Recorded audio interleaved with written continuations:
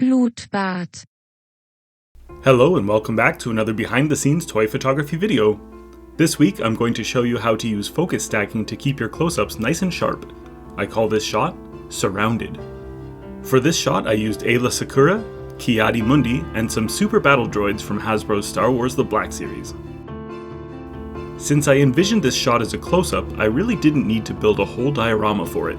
My setup was as bare bones as can be, with a simple cinder block platform for my toys and an image of an explosion on my background TV. I used a magnifying filter on my camera, basically a poor man's macro lens, in order to get right up in my characters' faces.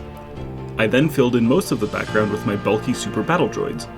You can see that even though my droids are really close to my subjects, they appear a little blurry thanks to both my magnifying filter and the fact that I used a wide aperture for a shallow depth of field. The droids didn't cover up the entirety of the background, so I also used a few 3D printed odds and ends to cover up the gaps. With my toys in place, I set up a warm soft light on either side of the TV for some backlighting, and also positioned some small blue spotlights to the side of my subjects to simulate the lightsaber glow. I put barn doors on the spotlights to make sure the light only reflected off my subjects.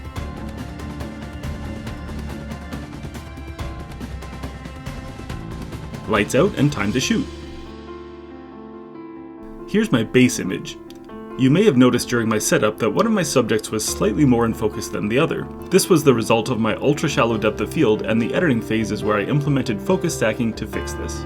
I actually took 4 separate exposures altogether to capture both subjects in focus with and without the blue lighting.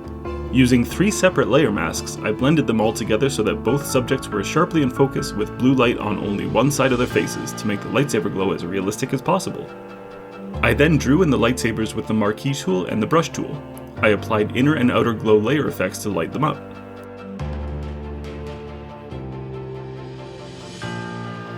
Following that, I made a series of adjustments and touch-ups. As always, I added adjustment layers for levels and color balance, and I also cropped the image and edited out the articulation joints on my toys' arms. Lastly, I used the dodge and burn tools to better bring out the details on my subjects' faces.